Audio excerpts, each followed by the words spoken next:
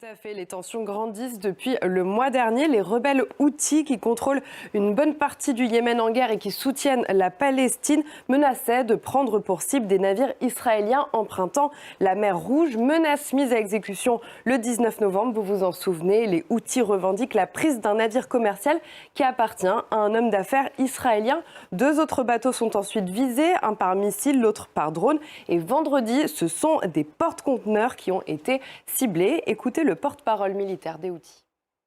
Tout à fait, les rebelles contrôlent le détroit de Bab el-Mandeb, l'une des routes maritimes les plus empruntées. Chaque année, 20 000 navires y passent. C'est une autoroute de la mer en quelque sorte. Envoyée en Europe, mais il y a surtout des millions de barils de pétrole venus du Moyen-Orient.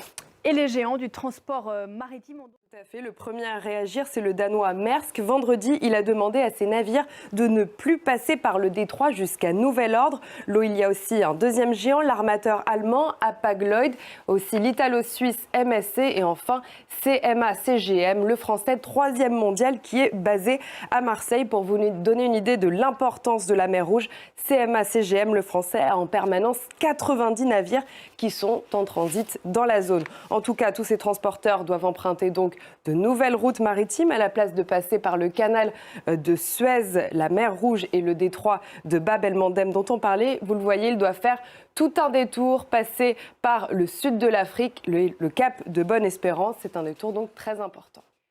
Oui, c'est ce que nous explique le cabinet d'analyse financière S&P. Par exemple, si l'on veut relier Rotterdam à Singapour, le trajet passe de 15 000 à 21 000 km. C'est 40% de plus. Tout cela fait des retards de livraison qui augmentent entre 10 et 15 jours en moyenne. Dans ce contexte, Pauline, les transporteurs demandent des primes de risque à leurs clients, une surtaxe qui se chiffre à $100 par conteneur, sachant que les plus gros bateaux commerciaux contiennent 20 000 conteneurs. Tout ça chiffre le surcoût à plusieurs millions de dollars. Les marchandises qui seront donc plus chères pour les importateurs et donc pour les consommateurs.